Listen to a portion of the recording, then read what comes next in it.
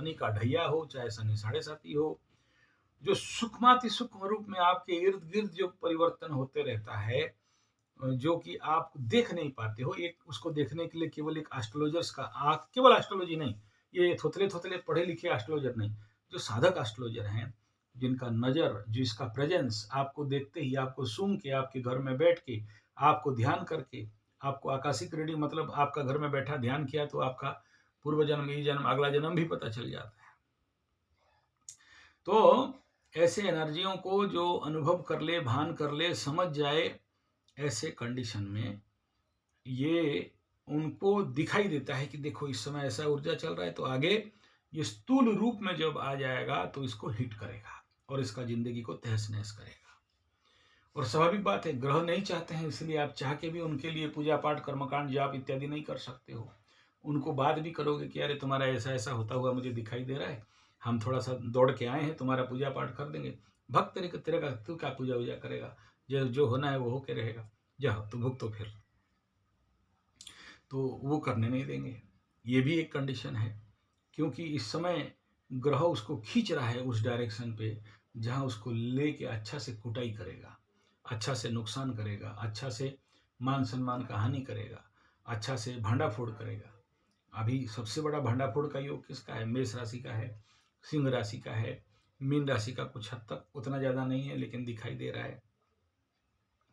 और ये अभी तक जो दबा दुबू के रखे थे, वो सब कहाँ से निकलेगा उसका कोई गारंटी नहीं है।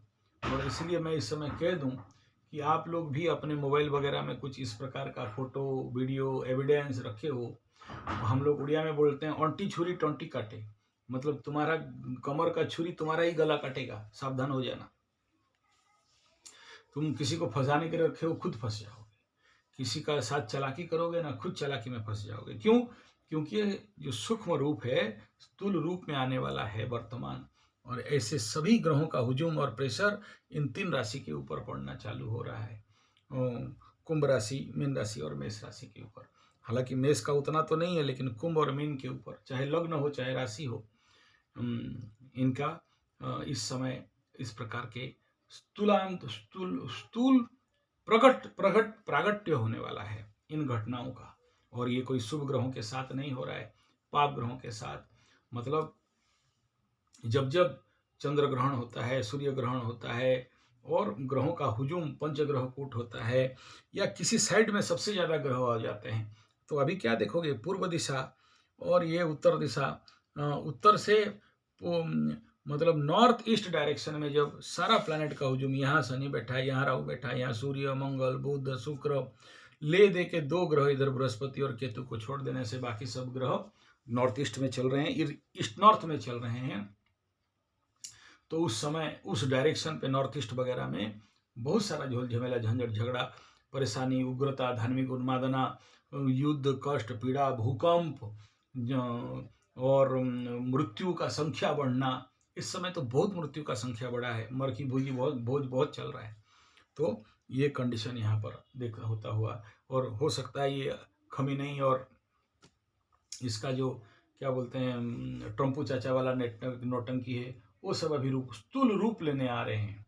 और ये स्थूल बहुत पीड़ादायक होता है।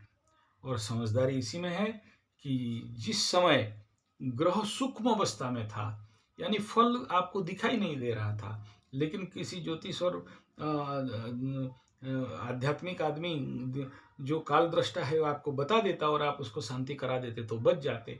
लेकिन वांस ये स्थूल रूप में जब आ जाता है तो फिर और मुक्ति नहीं है, क्योंकि वो परिपाक हो गया, स्थूल रूप में आ गया, अब भुगतना पड़ता है। और स्थूल पीड़ा बहुत कष्टकर होता है।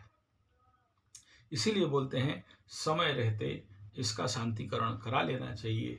नहीं कराओगे और रह जाओगे तो उसका खामियाजा आपको भुगतना पड़ेगा, उसका दंड आपको भुगतना पड़ेगा। अब इस वीडियो को बनाने के पीछे यही रहस्य है। ऐसा ग्रह गोचरीय स्थिति में बहुत सारे घटनाक्रम फिनिशिंग ओर पे जाएगा, स्थूल रूप में आएगा, चाहे वो शारीरिक रोग, पीड़ा, कष्ट हो, या मानसिक पीड़ा हो, या मान सम्मान का हानि हो, या झूठा आरोप जो आप किए ही नहीं लेकिन आपके ऊपर लांछन लगेगा।